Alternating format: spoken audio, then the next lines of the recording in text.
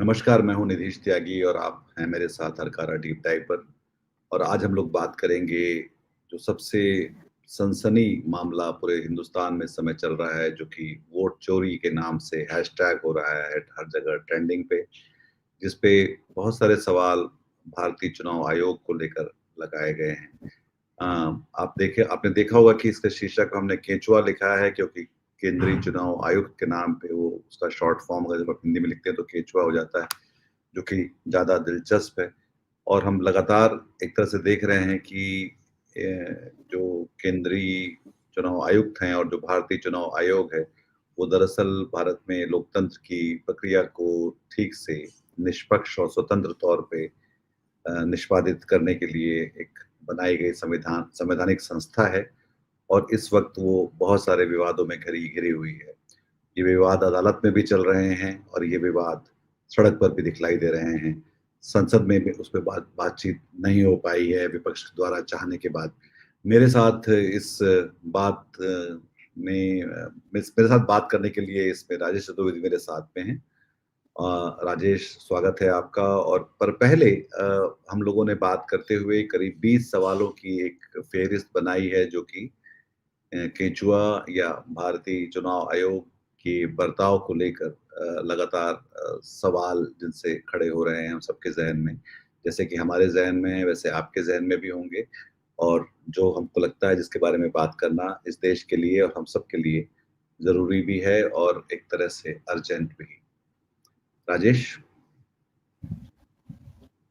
हाँ, बहुत जरूरी है क्योंकि अगर इस पे बात नहीं होगी तो फिर हमारा जो लोकतंत्र है बड़ा प्राचीन है और सबसे बड़ी डेमोक्रेसी है। तो उस पे फिर जो है तमाम सवाल खड़े होंगे ना। चिंता तो उसी बात को लेकर के है कि भाई अगर जो डेमोक्रेसी को जीवित रखने के लिए या लोकतंत्र को चलायमान बनाए रखने के लिए जो सबसे पहली चीज है जरूरी कि जो मतदाता सूची है या जो पूरा प्रोसेस है चुनाव की पूरी प्रक्रिया वो एकदम पारदर्शी होनी चाहिए और वो शुद्ध होनी चाहिए। वो पाक होनी चाहिए, नापाक नहीं होनी चाहिए और इसी इसी के लिए संघर्ष जो है जो कर रहे हैं विपक्ष के जो दल हैं वो इसी बात के लिए संघर्ष कर रहे हैं कि आपका काम है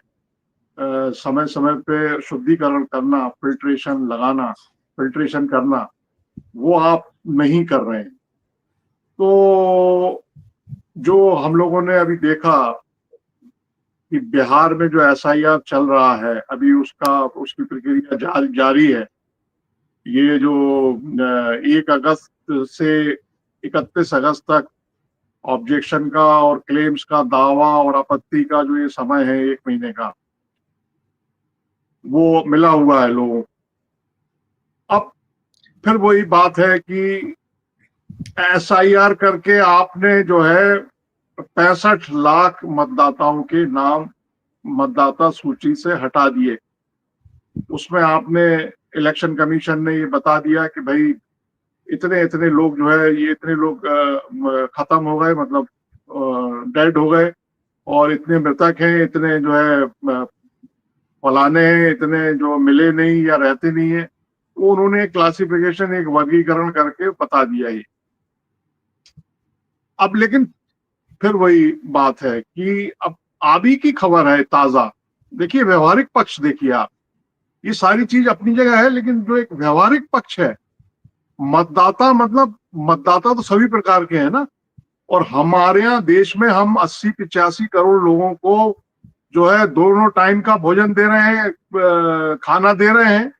तो ये हमको क्या दर्शाता है कि कम से कम 80 से 85 करोड़ लोग जो है अपने रोजाना की जो उनकी जो मशक्कत है जीविकोपार्जन के लिए, वो उनको करनी पड़ रही है।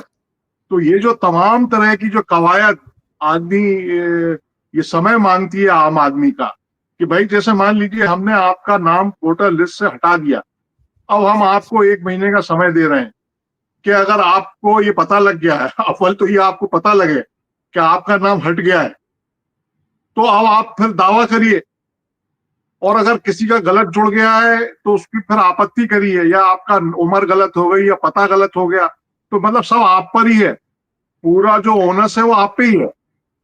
मैं अब पहले हो जो क्या है रहा मैं पहले वो 20 सवाल पढ़ देता हूं ताकि हमारे पास फिर है। एक उसके संदर्भ प्रसंग के साथ बात करना आसान रहेगा। तो पहला सवाल तो ये है कि चुनाव आयोग इस बात की गारंटी कैसे दे सकता है कि मतदाता सूची सही है, जबकि एक ही लोकसभा क्षेत्र से 1 लाख से अधिक फर्जी वोटों के ठोस आरोप लगे हैं। तो अब दरअसल जो राहुल गांधी ने जो सवाल उठाए हैं, उससे तो पूरी की पूरी प्रक्रिया, पूरे के पूरे डेटा, पूरी की पूरी कार्रवाई, नियत में सब में खोटापन साफ दिखलाई पड़ रहा है और चुनाव आयोग उसका कोई तसल्ली बख्श जवाब नहीं दे पा रहा, बल्कि वो ये कह रहा है कि आप इसको शपथ में लिख कर दीजिए।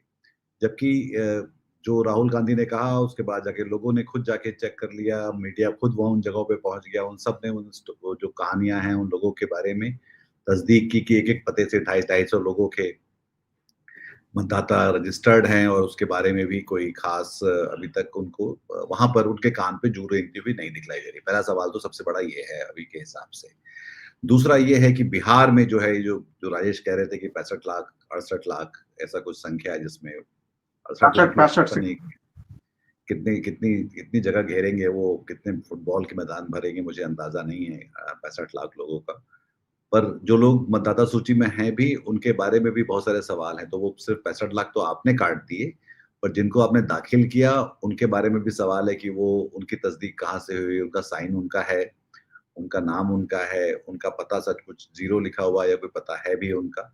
ये सारे सवाल खड़े हो गए हैं। दूसरा बिहार को लेकर है, तीसरा उन डेटा पारदर्शिता को लेकर है कि चुनाव आयोग मतदाता सूचियों को इस तरह से क्यों दिखा रहा है जिसमें से लोग उसको उसमें सर्च नहीं कर सकते।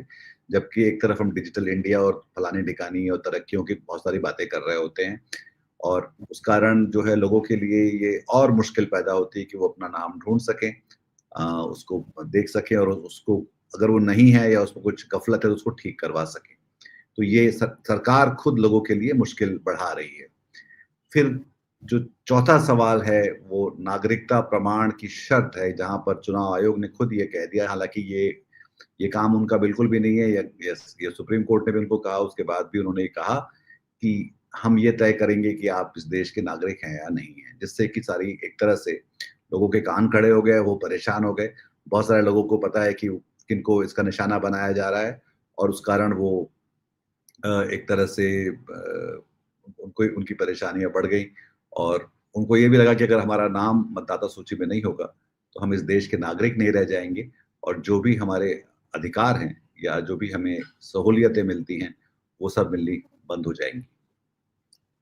इसके बाद एक ईवीएम के बारे में लगातार पहले भी सवाल उठते रहे हैं, बाद में भी उठे हैं कि ये एकदम से जो कई सारे जो स्वतंत्र जो इसके जो सुरक्षा शोधकर्ता लोग हैं, उन्होंने दिखाया है कि ईवीएम को किस तरह से मैनिपुलेट किया जा सकता है, उसमें सेंधमारी हो सकती है। चुनाव आयोग उसको बार-बार एक तरह से डिनायल में उसको उसके बारे में रहा है, जबकि उसके सॉफ्टवेयर को लेकर और उसको मैनिपुलेट किए जाने को लेकर पहले भी कई बार सवाल उठे हैं। उसकी एक और ज़िद रही है कि हम पूरा का पूरा वीवीपैट साथ में नहीं देंगे, जो कि एक कागज़ की पर्ची होती है, जब आप वोट देने जाते हैं, तो साथ में उससे तस्दीक होती है कि आपने जिसको वोट दिया, उसी की पर्ची आपके हाथ में रहती है और वो चुनाव आयोग उसको साफ-साफ और जो विपक्ष और कोई भी विवाद हो तो उससे निपटाया जा सकता है। पर वो वीवीपैट को भी 100% पर्च उनकी गिनती कराने से बचता है। तो ये भी एक पारदर्शिता को लेकर उसका सवाल है, ये भी उसकी जवाबदेही को लेकर एक सवाल है, जो कि पहले से है और अब भी वो बना हुआ है। इसके अलावा 7वां नंबर का सवाल ये है कि चुनाव आयोग खुद को अब जो उसकी स्वतंत्र संस्था जो कहा जाता है, एक स्वायत्त संवैधानिक संस्था है, वो स्वतंत्र इसलिए नहीं कह सकता क्योंकि उसको 3 में से जो 2 लोग उस जो केंचुआ की जो भर्ती करते हैं अ, केंद्रीय चुनाव आयुक्त की, वो दोनों सरकार के होते हैं, जो गृह मंत्री और प्रधानमंत्री और एक विपक्ष का नेता होता है। तो ये साफ है कि उसमें किसी का कोई उसकी निष्पक्षता सुनिश्चित नहीं की गई है और उसको लेकर लगातार सवाल उठते रहे हैं। तो जो व्यक्ति किसी एक तरह से एक पक्ष की तरफ से ही आया हुआ लगता है, उन्हीं की तरह से नामांकित है, तो वो स्वतंत्र तौर पे काम कैसे करेगा, उसको लेकर सवाल है। पहले इस 3 सदस्यों की समिति में प्रधानमंत्री, विपक्ष का नेता और सुप्रीम कोर्ट के मुख्य न्यायाधीश हुआ करते थे। ये लगातार दिख रहा है कि जब सत्ताधारी दल के प्रति उनका झुकाव है कि जिसमें आदर्श आदर्श आचार संहिता का लागू होना जो एक तरफा दिखता है, और कई बार जो सत्ताधारी दल होते हैं, और इस केस में भारतीय जनता पार्टी है, कि उन पर वो लगातार चुप रहे हैं, खासतौर पर जब बहुत अधिक सांप्रदायिक बातें की गई और जब इस तरह का बर्ताव किया गया जो कि हिंसा, वैमनस्य को बढ़ावा देने का होता है। और जब ऐसी कोई हल्की सी बात भी कहीं किसी और पार्टी से आती तो उन पे तुरंत वो कार्रवाई करते हैं। तो ये पक्षपात का सवाल भी है।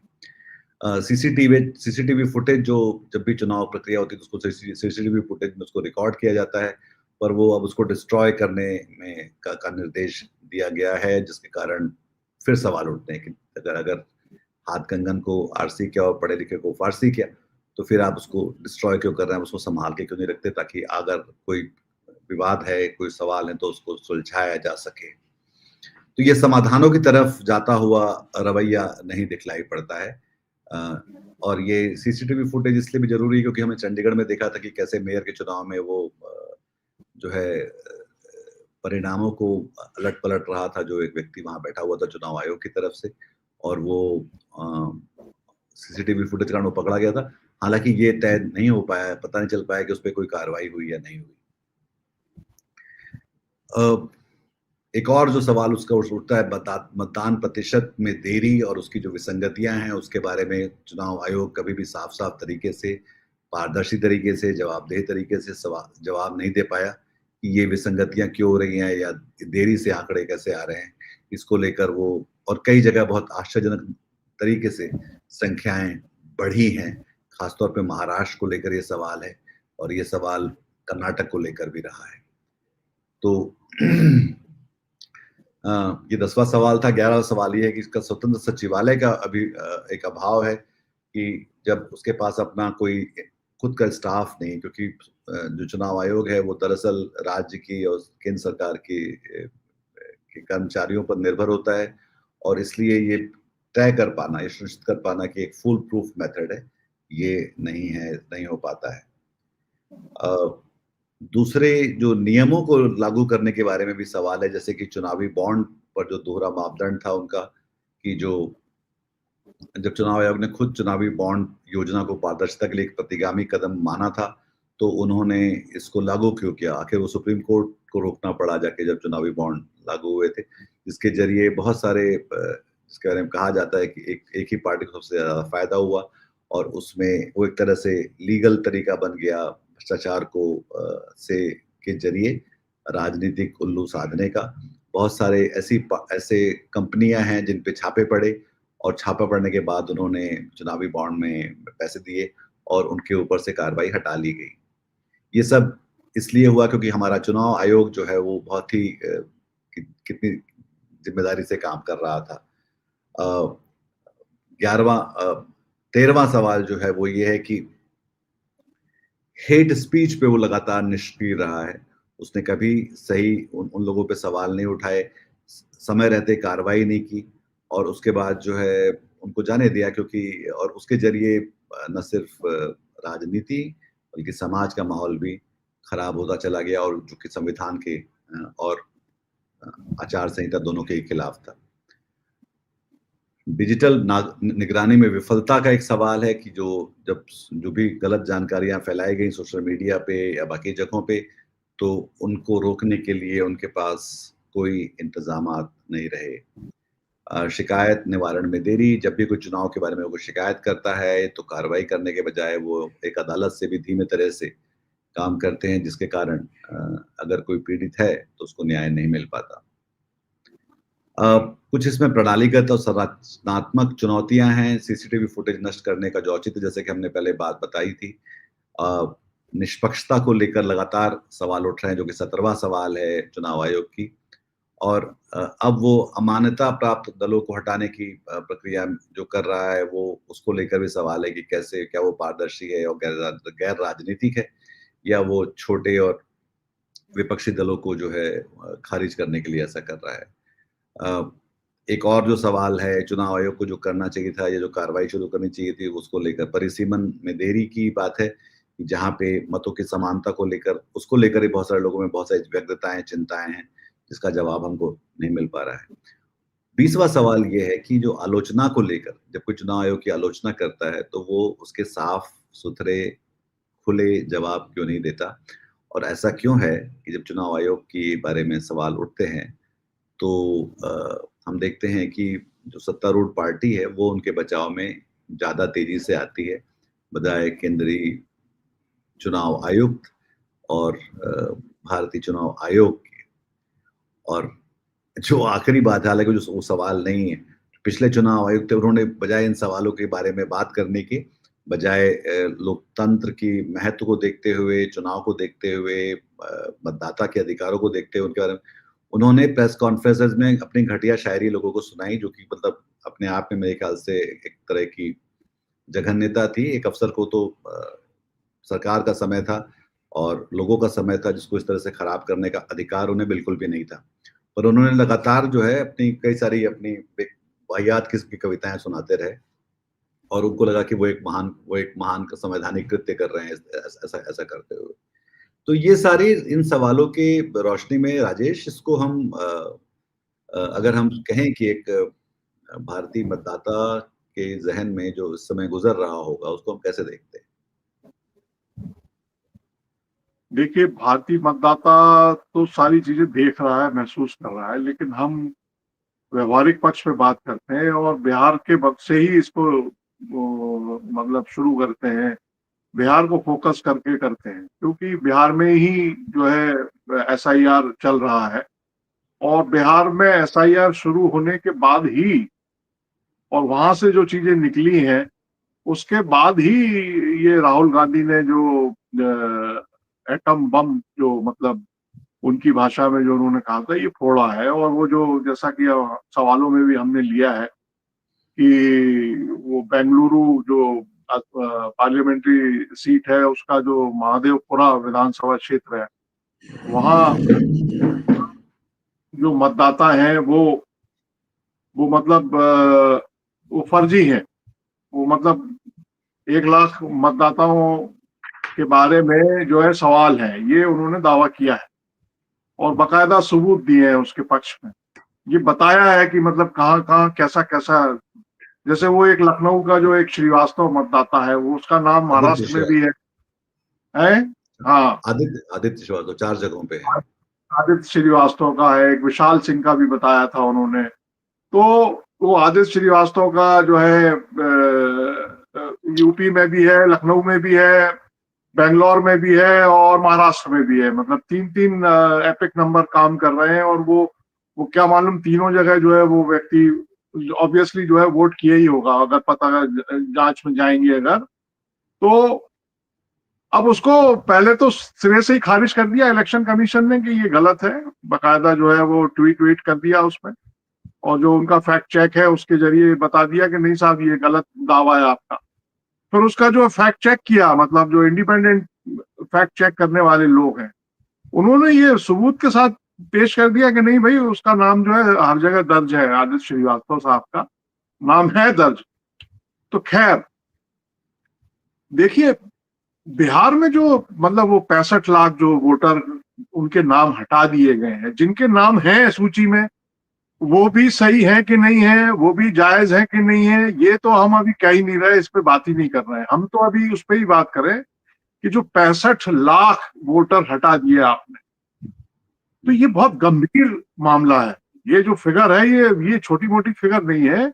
और इसलिए नहीं है क्योंकि ये जो 65 लाख लोग वोटर आपने हटा दिए, अभी साल भर पहले जो आपका देश का आम चुनाव हुआ है, उसमें इन लोगों के जो वोट जो नहीं थे, मतलब आपके हिसाब से, तो क्या वो इस साल भर में मर गए लोग, या साल भर में विस्थापित हो गए, या साल भर के भीतर लापता हो गए? आप समझ रहे हैं कि नहीं? तो ये जो 65 लाख वोटर आपने बताए हैं, छांटे हैं कि इनके नाम हटाए जा रहे हैं इन कारणों से, तो इनके वोट किसको मिले और इनके वोट दिए कि नहीं दिए? इन लोगों ने पोलिंग की कि नहीं की? ये एक बहुत इंपॉर्टेंट सवाल है। अब इसका जवाब कौन देगा भाई?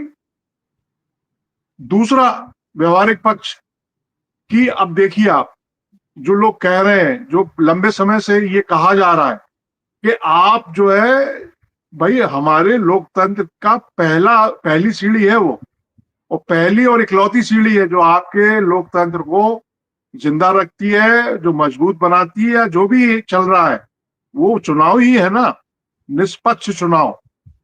अगर चुनाव निष्पक्ष नहीं होगा तो आप मतलब फिर मतलब क्या है फिर?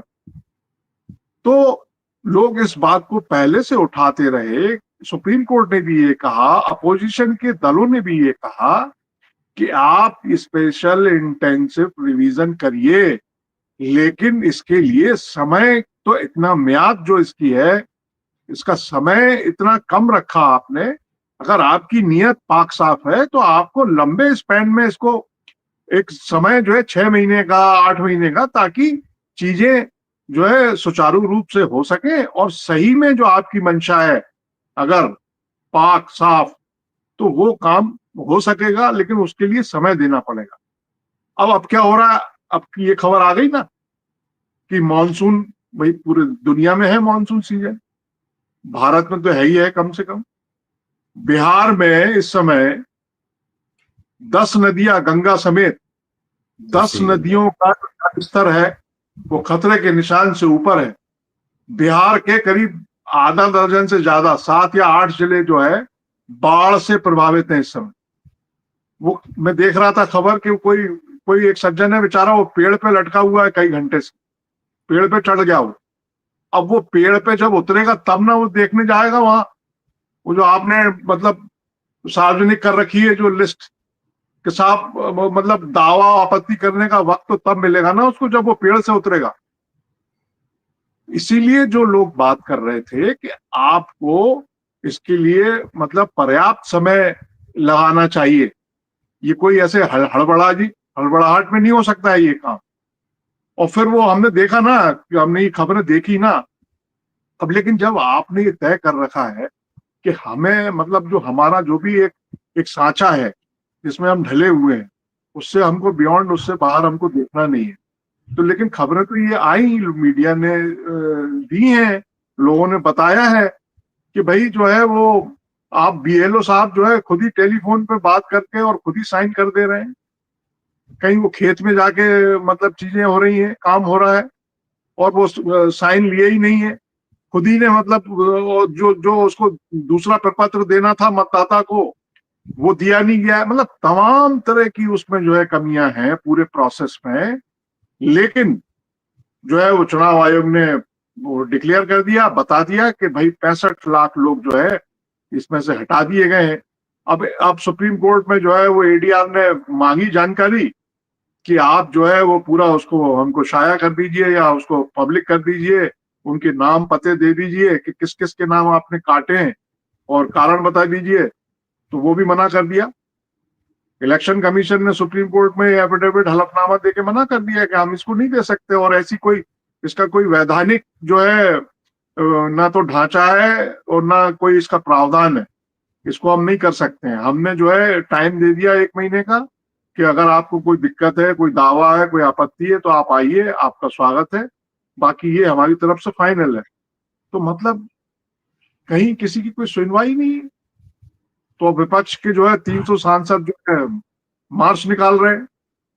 और आप ये देखिए, ये बड़ा दिलचस्प है, ये हम लोगों ने देखा सोशल मीडिया पे अभी जब से ये जो इलेक्शन कमीशन का, अच्छा पूरे देश भर में होने वाला है, तो सारा जो मतलब विपक्ष है या राजनीतिक दल है, केवल भारतीय जनता पार्टी और उसके जो गठबंधन में शामिल दल हैं उनको छोड़ करके बाकी सारे राजनीतिक दल जो है बिल्कुल बिलबिलाए हुए हैं, परेशान हैं, क्योंकि उनको ये लग रहा है कि उनके जो भी सवाल हैं उनकी चिंता की नहीं जा रही है, उनका कोई ख्याल किया नहीं जा रहा है, उसके जवाब नहीं दिए जा रहे हैं, उसके जो है कोई कोई उत्तर मिल ही नहीं रहा है। बल्कि उसने इलेक्शन कमीशन ने तय कर रखा है कि आप जो कहना है कहिए, लेकिन हम तो ऐसे ही चलेंगे। बल्कि उल्टा और एफिडेविट मांगा जा रहा है, वो शपथ मांगी जा रही है कि आप शपथ दीजिए, जबकि नियम कानून इसको मतलब इसकी इजाजत देते ही नहीं है। वो जो 30 दिन का जो समय मिलता है ऑब्जेक्शन के लिए, उस समय शपथ पत्र की मांग की जाती। अब ये क्यों मांगा जा रहा है, किस लिए तो मांगा जा रहा है? तो राहुल गांधी ने कहा कि भाई हमने तो जो है जो पब्लिक में सारी बातें कह दी हैं और हमने संविधान की शपथ ली हुई है, तो उसको हमारा शपथ माना जाए। मगर मेरे ख्याल से इलेक्शन, इन 20 सवालों की रोशनी में हम देखते हैं तो एक दो तीन चीजें साफ साफ दिखलाई पड़ती हैं। एक तो कि ये कि जो केंद्रीय केंचुआ और जो भारतीय चुनाव आयोग है, दरअसल अब अपनी एक तो जन विरोधी हो चुका है वो, जिसको लेकर सोचना चाहिए कि किस किस तरह से वो जन विरोधी है। क्योंकि जन विरोधी का मतलब ये है कि मैं आपको, मेरे पास ऐसी सत्ता है कि मैं आपका मताधिकार तय कर सकता हूँ और ये आपके ऊपर है, इस देश की जनता के ऊपर है कि वो साबित करें कि भाई आप इस देश के हमारे हिसाब से, चाहे आधार कार्ड हो या पैन कार्ड हो या बाकी का राशन कार्ड हो, उसके बावजूद भी आप उसके कारण भी आप मताधिकार आपको नहीं मिल जाता। तो ये एक जन विरोधी कार्रवाई है। दूसरा कि ये जो ओनस है कि बार-बार लोगों को साबित करना है कि वो इसके सुपात्र हैं। जैसे कि ये जो राहुल गांधी ने कहा कि कोई भी तमीज़दार अगर चुनाव आयोग होता तो वो जाके इन चीज़ों को ढूँढता, देखता, गलती होती तो मानता, उसको सुधारने की बात करता, यहाँ पे बात आके ठीक हो जाती। पर वो अभी तक एक तो इनकम्पिटेंट है, जनविरोधी है, अ, अक्षम है, जिसको इनकम्पिटेंस कहते हैं, और ऊपर से एरोगेंट भी है कि आप अपनी ऐंठ भी नहीं छोड़ना चाहते हैं। तो ये चीज़ें साथ-साथ नहीं चल सकती। क्योंकि आपको बनाया इसलिए था कि आप लोगों की सहूलियत के लिए बने हैं। इस देश में लोकतंत्र को मुमकिन बनाए रखने के लिए और लोगों को मताधिकार दिलवाने के लिए आपको उनको शामिल करना था। आपको उनको घटाना नहीं था, उनकी संख्याओं को, उनको बढ़ाना था और उनको शामिल करना था। तो बजाय दरवाजे खोलने के आप दरवाजे बंद कर रहे हैं उनके ऊपर। दूसरा जो ये मैंने कहा कि ये इनकम्पिटेंट है, जैसे कि हमने बिहार में देखा कि एसआईआर जिस तरह से हुआ है, उससे अधिक जो है एक इन एक जिसको बोलते हैं कि अक्षम तरीके से कोई सरकारी कार्रवाई की ही नहीं जा सकती। जिस तरह से भर्ती का काम वहाँ पे किया गया, जिस तरह से जो भी है चलता है टाइप का के साथ में किया गया और उसके जो प्रभाव हैं लोगों पे इतने गहरे और गंभीर हैं, उसके बारे में सोचा भी नहीं गया। तो वो एक निष्ठुरता भी दिखलाती है आपकी, कि आपको इस बात का कतई एहसास नहीं कि जो लोग हाशिए पर हैं, अब जैसे हमने बात की माइग्रेंट जो प्रवासी मज़दूर हैं वहाँ के, जो वहाँ के मुसलमान हैं, जो वहाँ के दलित हैं, जो लोग अनपढ़ हैं, जो लोग गरीब हैं, हाशिए पर रहते हैं, जिनकी रोज़ की रोटी काफ़ी मुश्किल से आती है। वो सब लोगों को आपने दरअसल परेशान किया और इस परेशानी में आपने बहुत एक तरह से इसको उसमें घमंड के साथ जो है आनंद भी लिया इसका कि हाँ, हाँ, हम तो ये करवा रहे हैं और हम ये करवा लेंगे और ये आपने कोर्ट में भी कहा कि हम इसको करवाएँगे, ये हमारे अधिकार क्षेत्र में आता है। तो आप अपना अधिकार क्षेत्र तो देख रहे हैं, पर आप अपना मूल संविधान के हिसाब से अपना मूल कर्तव्य नहीं देख रहे हैं कि आपका कर्तव्य है कि लोगों को के लिए सहूलियत के साथ वो इस देश के जिसको हम प्रधानमंत्री नरेंद्र मोदी उसको कहते हैं कि हम भारत जो है वो मदर ऑफ डेमोक्रेसी है, लोकतंत्र की माँ है दुनिया में।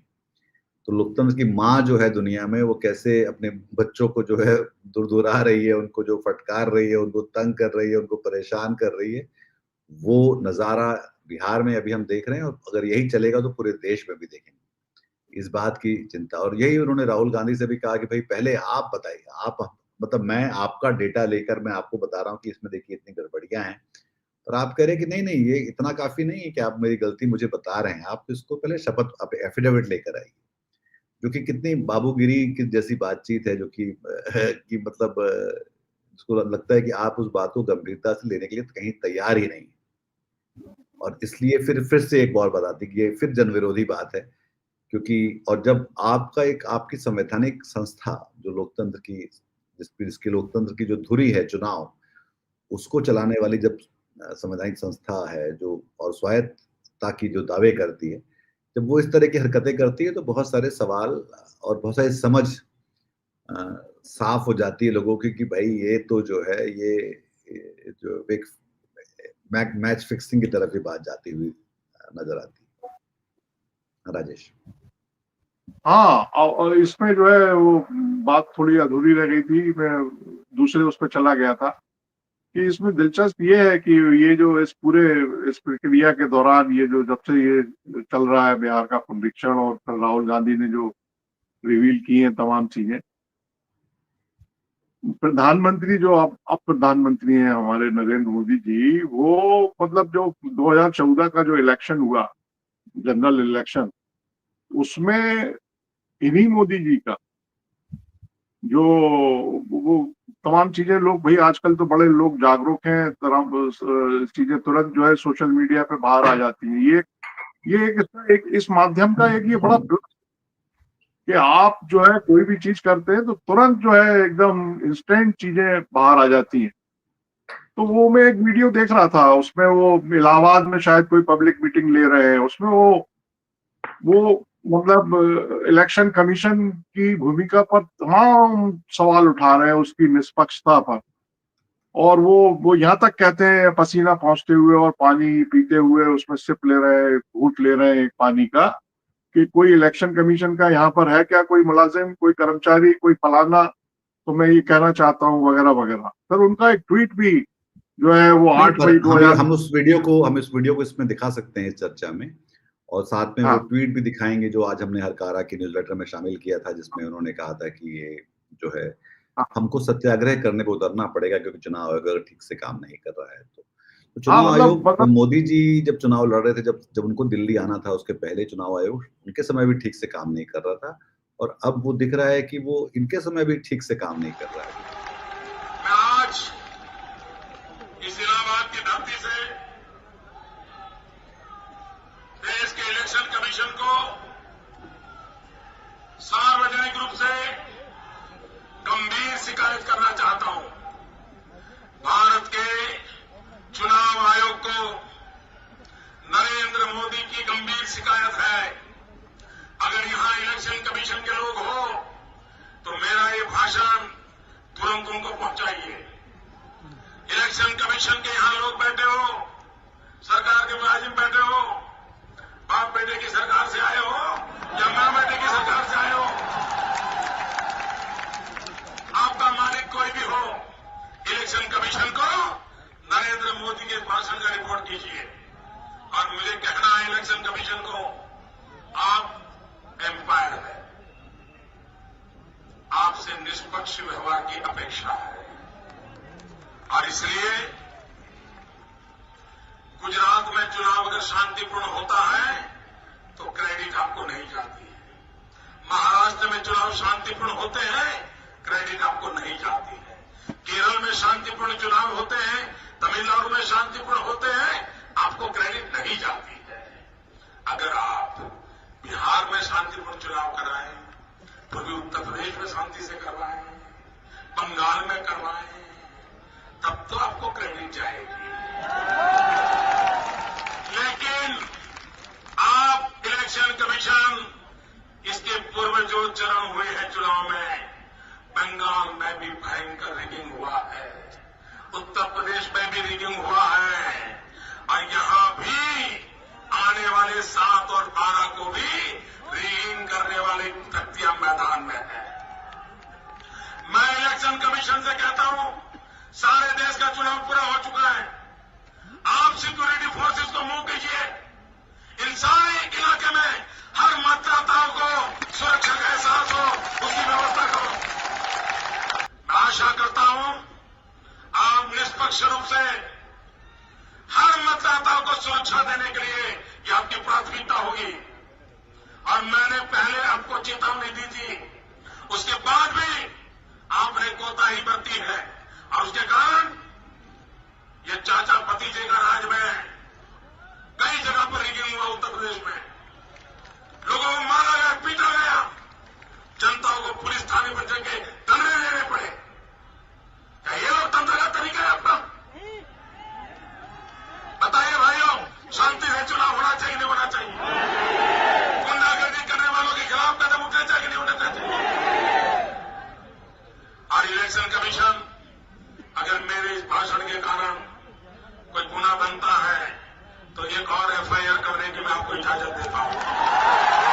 क्योंकि 11 साल हो गए उसको ठीक नहीं करवा पाए। हालाँकि उन्होंने उसके लिए उसका उसका संविधान बदला कि अब जो है आपको ज़रूरत नहीं है कि आप उसमें मुख्य न्यायाधीश को शामिल करें, उसके केंचुआ को की नियुक्ति के लिए कि भई वो तय करेगा।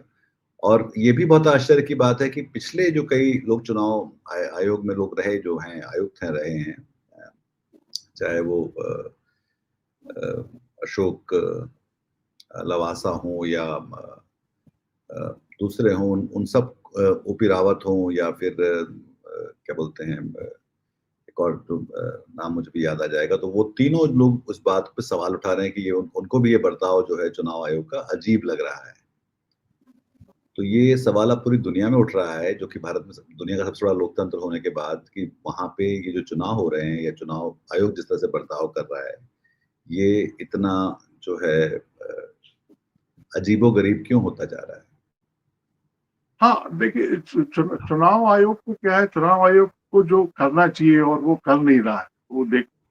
वो बात ऐसी है कि चुनाव आयोग, जब राहुल गांधी ने ये कहा, खुल के कहा कि चुनाव आयोग जो है बीजेपी के लिए काम कर रहा है, तो अब चुनाव आयोग को एक संवैधानिक संस्था होने के नाते और एक निष्पक्ष संस्था होने के नाते, मतलब जिसके प्रमुख जो है टी.एन. शेषन सरी लोग रहे, जिन्होंने मतलब उस समय 90s के कालखंड में किसी इलेक्शन के बारे में जब उनसे सवाल किया गया कि साहब बिहार में इलेक्शन में ये गड़बड़ियां और फलाना ठिकाना, तो उन्होंने कहा कि हम सारी चीजें खत्म कर देंगे, हम नए सिरे से करेंगे, हम डंडा चलाएंगे। मतलब टी.एन. शेषन का मामला अलग था।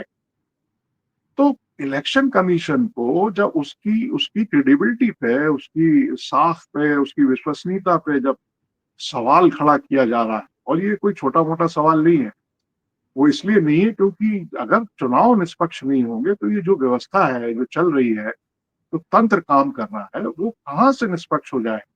फिर तो सारी चीजें जो है उसी हिसाब से डील होंगी, जो सत्ता चाहती है वैसा आप करेंगे। भाई आप फिर न्याय कैसे कर पाएंगे? और सारी संवैधानिक संस्थाएं, सवाल केवल इलेक्शन कमीशन का नहीं है। तो इलेक्शन कमीशन को करना ये चाहिए, कायदा ये कहता है कि उस पे ये जो दाग लगाया जा रहा है या कोशिश की जा रही है, आरोप लगाया जा रहा है, वो है तो नहीं।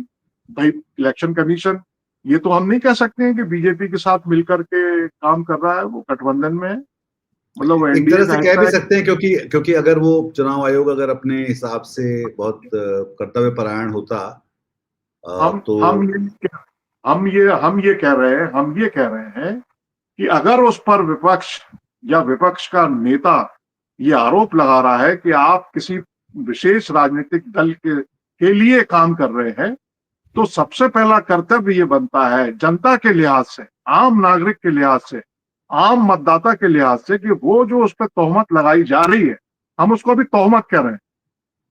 भाई हम तोहमत कह रहे हैं, हम क्यों माने कि वो बीजेपी के साथ मिलकर के काम कर रहा है?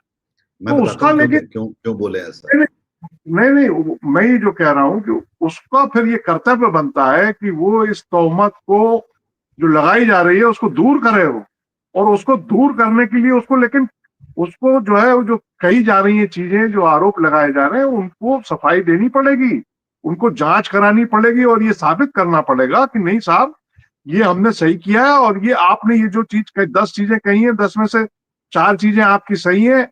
ऐसा तो होता नहीं है कि मतलब 10 कोई शिकायत करे तो 10 की 10 खारिज कर दें आप।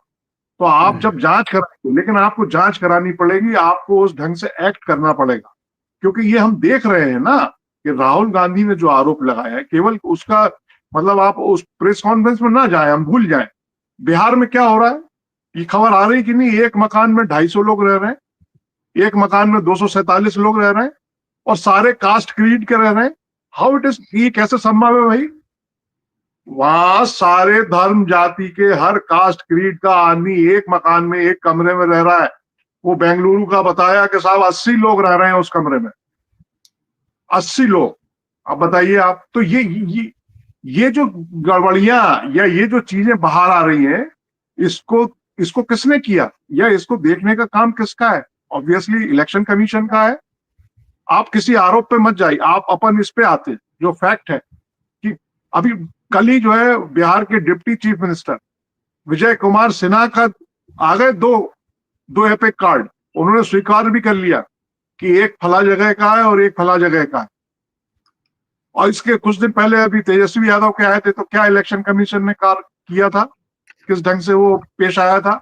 अब वहां के डिप्टी सीएम क्या आ रहे हैं, तो तेजस्वी यादव ने सवाल खड़ा कर दिया कि भाई कौन फर्जी है इसमें, ये इलेक्शन कमीशन का फर्जीवाड़ा है या डिप्टी सीएम खुद फर्जी है। अब मध्य प्रदेश में क्या हुआ, देखिए आप, मध्य प्रदेश में आपको बताएं कि नरेंद्र मोदी और योगी रह रहे हैं मतदाता बन के साथ, नरेंद्र मोदी और योगी।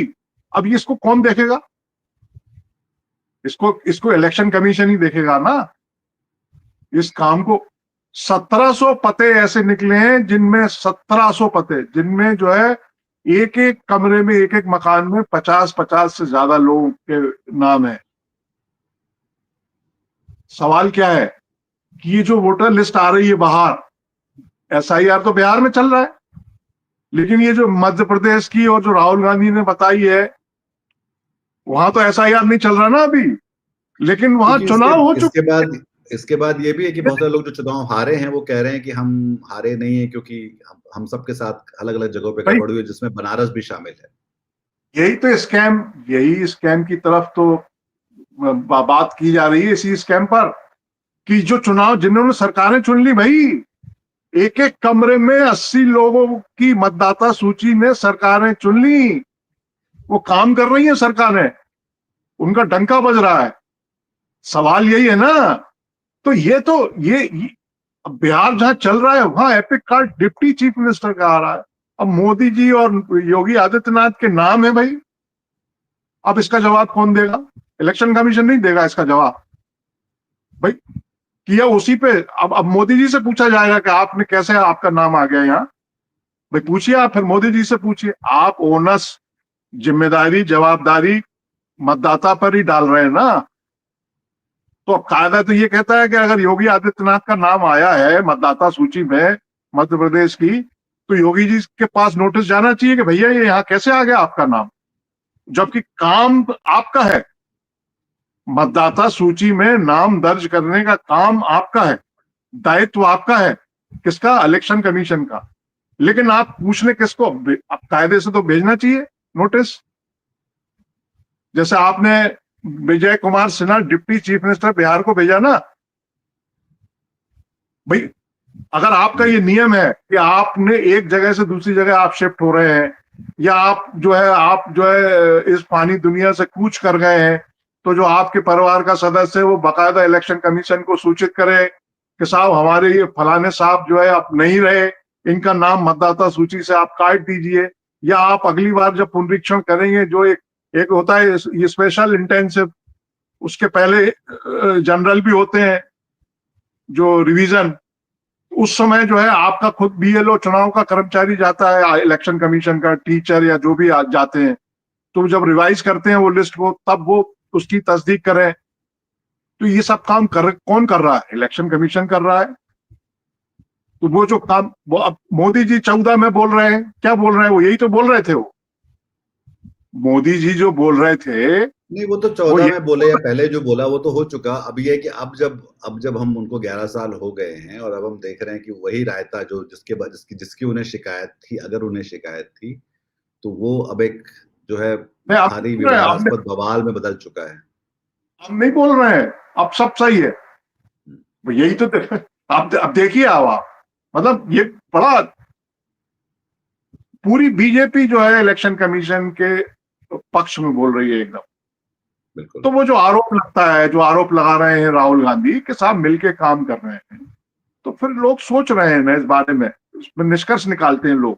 नहीं मतलब अगर मैं जो कह रहा था कि चुनाव आयोग अगर अपना काम ठीक से कर रहा था तो उसको पहली बारी में ही बोल देता, नरेंद्र मोदी से ही बोलता कि आप इस तरह की सांप्रदायिक बातें आपको नहीं करनी चाहिए। मतलब हो सकता है कि बतौर प्रधानमंत्री आपकी कोई गरिमा हो या ना हो, पर चुनाव में आपको अपना प्रचार करने की गरिमा है, उसकी एक आचार संहिता है, उसका आपको पालन करना था, तो जो कि चुनाव आयोग ने कभी नहीं कहा ऐसा।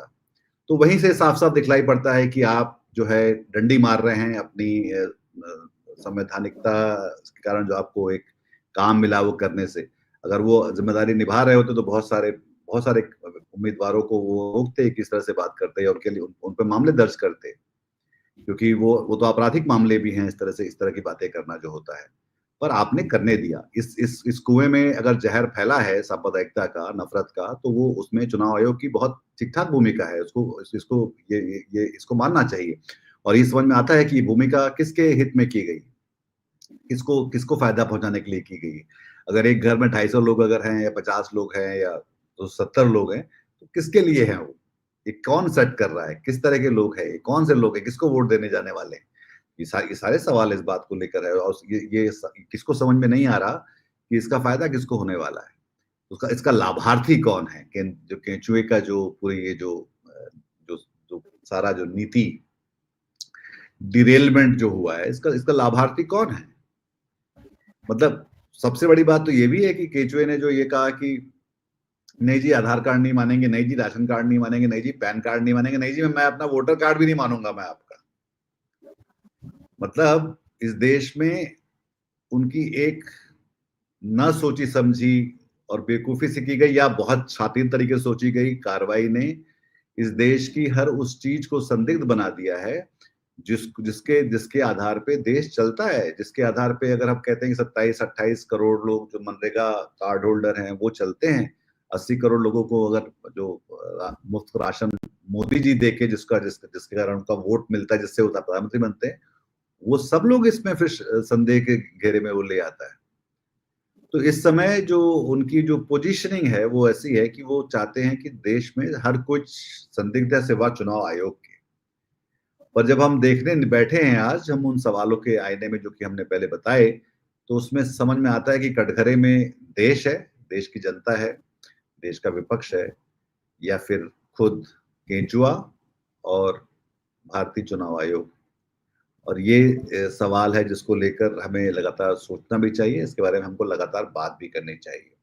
और ये सवाल अभी खत्म भी नहीं हुए हैं, क्योंकि अभी तो ये बातचीत शुरू हुई है और अब ये सड़क से लेकर, संसद से लेकर अदालतों तक ये बात लगातार उठती रही है और अदालतें भी इसको लेकर जो है बहुत अभी एक साफ और जिसे कहते हैं कि इंसाफ की बात करती हुई उस तरह से नहीं दिखलाई पड़ रही। वो भी बहुत उसको सॉफ्टली ट्रीट कर रही और वो चुनाव आयोग को शायद कुछ कंसेशन देती हुई दिखलाई पड़ती, जिसकी जरूरत शायद नहीं होनी चाहिए। अगर हम सब जो संविधान से बंधे हुए लोग हैं, हम सब ने अगर हमने इसका प्रियम्बल पढ़ा हुआ है, तो हम सबको जनपक्षधर रहना चाहिए।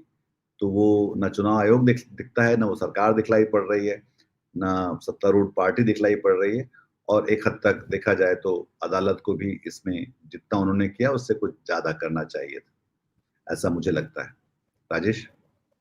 हाँ नहीं, ठीक बात है, बिल्कुल ठीक है। और मोदी जी तो देखिए अभी बात कर रहे थे जो कि वो इलेक्शन कमीशन और वो जो सांप्रदायिक भाषण की हम बात कर रहे थे, तो मोदी जी देखिए सारी चीजों से ऊपर है उनका मामला। मतलब वो थोड़ा सा अलग ही दुनिया का मामला है। वो तो लखनऊ में इलेक्शन होता रहता है और उन्नाव में उनकी सभा चलती रहती है, इस टाइप का मामला है। और वो कहीं इलेक्शन चल रहा है तो वो किसी धार्मिक स्थान पे पहुंच जाते हैं बाकायदा, वहां मतलब आराधना वगैरह चिंतन में चले जाते हैं, और वो पूरा मीडिया टेलीविजन उसको मतलब टेलीकास्ट करता है, बताता है। वो सारी चीजें अलग हैं। लेकिन अब विडम्बना इसमें ये है ना कि आप देखिए कि फिर वही बात है, हम लोग उसको मतलब रिपीट करूंगा मैं उस बात को कि हर जगह आप जो है बहुत व्यवहारिक बात है कि हर जगह बैंक से लेके पासपोर्ट और तमाम जगह आप कोई भी काम कराने जाए आप आधार मांगते हैं। और आज सुप्रीम कोर्ट ने 3 चीजें बताई भी थी, लेकिन इलेक्शन कमीशन उसको खारिज कर दिया, उसको माना ही नहीं। आधार जैसा पासपोर्ट अगर आपको बनवाना है तो वो आधार मांगते, बैंक में आप जाइए आधार मांगते, कहीं आप जाइए आधार मांग रहे हैं। और इलेक्शन कमीशन आधार कार्ड मतलब चुनाव का जो मतदाता परिचय वोटर आईडी मतदाता परिचय पत्र के लिए आधार मांगता है, मगर इसमें जो SIR में जो इन्होंने जो बनाया हुआ है इसमें साहब आधार नहीं। मतलब आप दुनिया में अगर किसी को ये बताएंगे दुनिया में अगर किसी को, जैसे वो मुझे याद है कि प्रमोद महाजन ने एक टाइम में लोकसभा में बड़ी अच्छी टिप्पणी की थी, जब अटल जी की कुछ दिनों के लिए सरकार आई थी, 96 वगैरह की दौर की बात है, कि हम देश 13 गए तो, दिन की। हाँ 13 दिन की, कि लोकतंत्र, भारत में लोकतंत्र के बारे में परिभाषा बताई थी, या लोकतंत्र का क्या अर्थ है। तो उसका मतलब लबोलवाब ये था कि भारत में क्या है कि जो सबसे छोटा दल है वो फलान राज कर रहा है, और उससे फलाने नंबर का ये कर रहा है, और इससे ये कर रहा है। मतलब ऐसे ही ये जो आप अगर बताएंगे दुनिया में कि जो इलेक्शन कमीशन है, वो जो एक दस्तावेज है जिसको हम आधार बोलते हैं, वो खुद उसको स्वीकार करता है मतदाता बनाने के लिए, और तमाम जगह उसको जो है कंपलसरी किया हुआ है। लेकिन साहब इसमें जो है उसने मना कर दिया। मतलब अब इसके बारे में क्या कहा जाए, मतलब। और सबसे बड़ी चीज ये है कि सबको दिख रहा है, इवन सुप्रीम कोर्ट को भी सब चीजें समझ में आ रही है, दिखाई दे रही है। सुप्रीम कोर्ट ने तभी ना ये 3 चीजें उन्होंने पकड़ाई थी, लेकिन उन्होंने सजेस्ट किया था, उन्होंने कोई ऑर्डर पास नहीं किया था, उन्होंने एक सुझाव दिया था कि भाई आप चाहें तो 3 चीजें हैं, आप आशा इनको अगर आपको पुसा रहा है, मतलब उसमें वो सुप्रीम कोर्ट का ये मानना पड़ेगा कि वो चिंता तो करता है। चिंता तो बहुत विनम्र तरीके से उन्होंने कहा कि भाई ठीक है ये वैसा। तो खैर, मतलब ये बात बिल्कुल सही कि ये किसी और देश में होता तो हम उस देश पे कितना हंस रहे होते। अब क्योंकि ये हमारे देश में हो रहा है, इसलिए हम सिर्फ रो सकते हैं इसको लेकर, और क्या क्या क्या कर सकते हैं। सुप्रीम कोर्ट ने जो कहा उसका ये भी एक मायने है ना, कि भाई वही देख रहा है कि ये बेचारे इतने परेशान हैं, इतना बड़ा काम कर रहे हैं। चुनाव आयोग संवैधानिक संस्था है, उसका एक व्यवस्था है, कानून है, वो इतना भारी काम कर रही है और इतने कम समय में कर रही है। चुनाव आयोग इतने कम समय में इतना भारी काम कर रहा है, तो इसको कोई परेशानी नहीं होना चाहिए। देखो सुप्रीम कोर्ट ने ये मतलब सोचा, ख्याल किया, तभी उन्होंने जो है उसको जरूरी या आवश्यक या ऑर्डर नहीं दिया। उन्होंने कहा कि भाई हमारा ऐसा मानना है। और एक जज साहब ने ये भी टिप्पणी की उसमें कि अगर आप मुझसे कहेंगे तो मैं भी नहीं दे पाऊंगा। बावजूद इसके उन्होंने उस पर कोई लादा नहीं है, उन्होंने सुझाव दिया। तो ये सब चल रहा है। मतलब एक ऐसा कागज जो सभी जगह मांगा जा रहा है, इवन चुनाव आयोग भी मांगता है, लेकिन वो कागज यहां उसकी जो है रोक लगा दी है। नहीं साहब, यहां नहीं चलेगा इस केस में। बस ये यही वही आके सुप्रीम कोर्ट है जो चुनाव आयोग के सामने जो एकदम बिल्कुल एक बड़े गिलगिले भाव से बात कर रहा है, जो कि विपक्ष का नेता जब ये कह रहा है कि चीन के कितने जमीन, तो बुला के उनको एकदम ऐसे ऐसे ऐसे बात कर रहा है जैसे कि कोई मतलब बहुत ही बेकार सी बात कर दी हो किसी ने, और उसके सच्चे उसमें भारतीय होने पर आप सवाल कर रहे थे। तो ये भी दिख रहा है कि जो हम जिस हिंदुस्तान में अभी इस समय हम रह रहे हैं, वो खासा पेचीदा होता चला जा रहा है। और ये जो एक जिसको हम कहते हैं कि ना तो कॉमन सेंस उसमें दिखता है, ना लॉजिक दिखता है। लॉजिक जो दिखता है वो जन पक्षधर नहीं है, वो भारत के पक्ष में भी नहीं दिखता है, वो लोगों के पक्ष में भी नहीं दिखता है, और ये एक परेशानी का सबब है। उसमें भी साहब ऐसा है, उसमें भी ऐसा है कि राहुल गांधी ने तो वो भारत जोड़ो यात्रा में जो वो केस जो पहुंचा सुप्रीम कोर्ट तक, उसमें 2000 किलोमीटर की स्क्वायर किलोमीटर की बात की है। लेकिन भारतीय जनता पार्टी के अपने माननीय सुब्रमण्यम स्वामी तो 4000 और कितने हजार किलोमीटर की बात कर रहे हैं। उनकी जो रील है वो और वीडियो है, वो तो पूरी देश दुनिया में बट रहा है और लंबे समय से बट रहा है। उससे अवमानना नहीं हो रही किसी। और इस केस में जो वो जो जज साहब ने जो टिप्पणी की है, ऑर्डर में तो नहीं है, वो उन्होंने वर्बली उसको टिप्पणी की है। तो उन्होंने जो कहा है कि साहब अगर कोई सच्चा देशभक्त होता तो वो भी इस तरह की बात नहीं कहता है, ये उन्होंने कहा है। ऑर्डर में तो नहीं है, लेकिन अब उन्होंने कहा कि पार्लियामेंट में उठाना चाहिए आप। तो नॉन भैया अगर ऑपरेटिव पार्ट होता है ये जो आजकल जज लोग जो होते हैं ना, वो अपना फैसले में तो जो भी लिखते हैं वो तो खैर देख ही रहे होते हैं। अपनी सारी जो अपना सारा गुबार जो है वो नॉन ऑपरेटिव पार्ट में निकालते हैं, जिसमें कुछ भी वो they can get away with whatever. And उसमें दिखलाई पड़ता है कि वो उनका खुद का पढ़ाई लिखाई समझदारी का स्तर क्या है, ये साफ दिखलाई पड़ता है। और वो दरअसल किसी भी जागरूक भारतीय को निराश करने वाली ही बात है कि जब आप इतने बड़े पद पे बैठे हुए व्यक्ति से इस तरह की बकवास आप सुनने लगते हैं तो। हाँ, अब हम मैं उसको खबर को पढ़ के मैं याद कर रहा था कि जब हम लोग नए नए जर्नलिज्म में आए थे, तब उस समय हम लोगों के टाइम में जो हिंदी पत्रकारिता में अगर कोई नाम था शिखर पे, तो वो चोटी पे थे स्वर्गीय राजेंद्र माथुर साहब। अगर वो मुझे ऐसे ही ख्याल आया कि अगर वो होते, और ये जो आया सुप्रीम कोर्ट से जो कहा गया, जज साहब ने कहा कि सच्चा हिंदुस्तानी इस बात को नहीं कहता, आपके पास क्या सबूत है वगैरह वगैरह, तो वो क्या मतलब वो फिर लिख ही नहीं पाते हो, क्योंकि उनको फिर अगर कोई चीज कहनी है, सवाल उठानी है, तो उनको पहले एमपी बनना पड़ेगा, पहले उनको चुनाव लड़ना पड़ेगा, सांसद बनना पड़ेगा, और वो जो फोरम है, जो बकौल जज साहब जहाँ पे संसद के सत्र चलेंगे नहीं, और इसलिए आप वहां भी नहीं कह सकते। वो एक अलग सवाल है कि वहां भी वो नहीं उठा पा रहे हैं सवाल को, तो वो जाए कहाँ? मतलब आप ये देखो, तो मैं सोच रहा था कि अगर वो होते माथुर साहब, तो वो क्या करते? पहले वो कहीं से इंदौर से या कहीं से मध्य प्रदेश की किसी लोकसभा सीट से पहले चुनाव लड़ते, फिर वो जीतते, वो हार जाते तो फिर कुछ नहीं कर पाते, जीतते, और फिर वो जो है महात्मा गांधी को चुनाव लड़ना पड़ता, जयप्रकाश नारायण को चुनाव लड़ना पड़ता, ये सबको चुनाव लड़ना पड़ता अगर अपनी बात उनको सच्चा भारतीय साबित होने के लिए कुछ कहना है अगर देश के हित में। तो ये सबसे बड़ी आंखें खोलने वाली बात सुप्रीम कोर्ट के एक जज के श्रीमुख से निकली है, और हम जिस समय में हैं, तो सुप्रीम कोर्ट ने जो है सुझाव दे दिए कि भाई ये 3 राशन कार्ड, आधार, और उसको आप जो है इसको कंसीडर करिए, इस पे विचार करिए। तो अब वो जो इलेक्शन कमीशन को लगा हुआ कि भाई इस पे क्यों विचार करना, मतलब हमारा काम वैसे ही हो रहा है, जो हम चाहते हैं हम तो बगैर इसके ही कर ले रहे हैं, तो वो नहीं हुआ। बहरहाल ये इब्तिदाए इश्क है, अभी आगे आगे होता है क्या ये हम लोग देखेंगे। और नहीं, पर इसमें एक और सवाल है राजेश, वो ये है कि अगर आप इस देश के बताता हैं तो आपको थोड़ा सा अपनी आंखें और कान खोल के रखने चाहिए।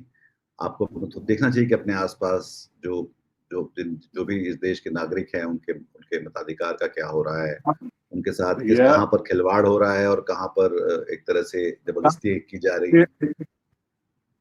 ये अपने आप में जो मैंने शुरू में कहा कि जब हम 80 करोड़ लोगों को मतलब वो अनाज दे रहे हैं 2 टाइम का साफ, तो आदमी आप कल्पना तो कीजिए अपनी दैनंदिन की मसलों में, समस्याओं में, तकलीफों में कितना उलझा हुआ है। मैंने अभी वो बिहार का बताया ना आपको, बाढ़ आ रही है वहां।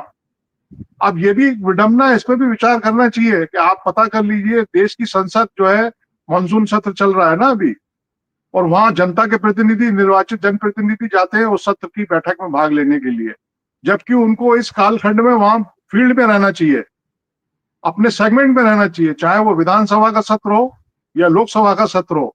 भाई जनता जो पानी से जूझ रही है, जो जिसके मवेशी बह रहे हैं, जो परेशान है, तो उनके बीच रहना चाहिए कि आपको यहाँ नहीं। तो इसका जो समय भी जो तय कर रखा है, मैं ये कहना चाह रहा हूं कि लोग अपनी समस्याओं से इतने परेशान हैं, उसमें उलझे रहते हैं कि ये कौन कितना लोड लेता है। जो आप कह रहे हो कि साहब लोगों को भी जागरूक, अरे आप सिस्टम में क्यों नहीं लाते हैं ट्रांसपेरेंसी? आप मैकेनिज्म, पूरी फोर्स आपके पास है, जो काम आप कर रहे हैं वो उसको इंटीग्रिटी के साथ करिए, ईमानदारी के साथ करिए। आप अगर आप अपना काम ईमानदारी से नहीं करेंगे और फिर ये भी काम आप उसी पे, तो फिर है क्या? फिर तो वो तो कर ही लेगा। वो जब ये तय कर लेगा कि साहब हमें वोट देने से हो क्या रहा है हमको, चलिए अगर इस पे आ जाए आदमी कि हम अगर वोट दें इनको या नहीं दें, ये हमें 5 किलो गेहूं देंगे ही, हमें शक्कर मिलेगी ही, हमको तेल मिलेगा ही, तो हमें क्या फर्क पड़ता है कि रामलाल को हम वोट दें या नहीं दें? तो वो, और फिर ये नाम काट दें तो क्या फर्क पड़ता है, नाम जोड़ लें तो क्या फर्क पड़ता है? तो लोगों का तो ये एक है, मतलब एक लेवल पे आकर के ये लोग, कई सारे लोग इस ढंग से भी सोचते हैं। मगर सवाल यहाँ मशीनरी का है साहब, कि आप संवैधानिक संस्था है, आप अपना जो संविधान जो आपको कहता है, जिस वजह से आपका गठन किया गया है, आप अपना काम कितनी ईमानदारी से कर रहे हैं कि यहाँ अगर लोकतंत्र है तो वो लोकतंत्र मजबूत हो, न केवल सुरक्षित रहे, मजबूत हो, वो पल्लवित हो, पुष्पित हो, उसके लिए आप कितना योगदान दे रहे हैं, काम कर रहे हैं। और आप मतलब ईमानदार हैं कि नहीं है, ये एक सवाल है। बाकी वो तो बाढ़ में उलझा है वो आदमी। अब आप 19 दिन बचे हैं, 11 तारीख हो गई, 19 दिन में उसको वहां पहुंचना है। अगर उसका नाम कट गया है रामलाल का, तो भैया वो तो अभी उसकी 3 भैंसें बह गई हैं पानी में, वो भैंसे देखेगा कि वो वहां जाएगा, मतलब कि हुजूर हमारा नाम काट दिया आपने। मैं ये कह रहा हूं, तो वो जो मशीनरी है, इलेक्शन कमीशन है, वो उसको ठीक होना पड़ेगा। वो वरना वो तो मान ही नहीं रहा, वो मान ही नहीं रहा, आधार कार्ड पे नहीं मान रहा है, सुप्रीम कोर्ट कुछ कह ही नहीं रहा है। तो हमें फिर वही कि मैं जो बात कह रहा था कि जो अगर आप इस देश के मतदाता हैं तो आपको थोड़ा सा अपने आंख कान खोल के देखना चाहिए कि इस समय देश में क्या हो रहा है। जैसा कि बिहार में बहुत सारे लोगों को हम देख सकते हैं जिनका मताधिकार या तो ले लिया गया या उनको नाम काट दिया गया, या कुछ ऐसे लोग हैं जो कि हैं ही नहीं पर उन सबके नाम है वोटिंग लिस्ट पे। कहीं जगह बहुत ज़्यादा संख्या बढ़ गई, कहीं पे कोई पारदर्शिता नहीं है, कहीं पे कोई जवाबदेही नहीं है, और जहाँ कोई सवाल कर रहा है तो अदालतें हाँ जिस तरह से बर्ताव कर रही हैं वो भी आपके सामने है।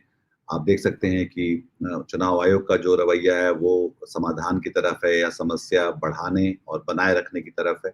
आप सब कुछ देख सकते हैं अगर आप इस देश के नागरिक हैं और इस देश से अगर आपको प्यार है और आपको इसके लोकतंत्र आपको लगता है कि एक महत्वपूर्ण चीज़ है जो कि हमारी एक बड़ी है, तो उसका ख्याल रखने की जरूरी है कि आप खुद जो है न सिर्फ जागरूक रहें बल्कि उसकी तरफ ध्यान देते रहें, क्योंकि सिर्फ बात अगर हटेगी तो सिर्फ मताधिकार तक नहीं रहेगी, वो आपके बाकी जो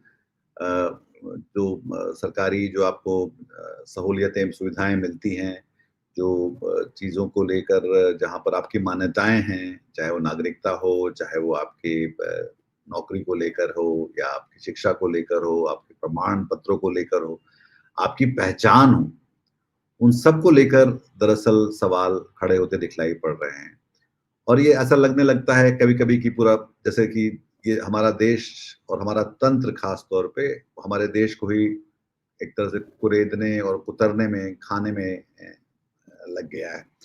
तो ऐसे में एक चीज़ तो हम सब ये कर सकते हैं, जो इस देश के नागरिक हैं और जो मतदाता हैं, जिनके पास अभी भी संवैधानिक अधिकार हैं, कि वो अपनी आवाज़ के बारे में सोचें और उसको उठाएं जहाँ-जहाँ भी वो उठा सकते हैं, जहाँ-जहाँ भी वो निकल सकते हैं, क्योंकि इस देश में आधे लोग 30 साल के नीचे हैं अभी भी।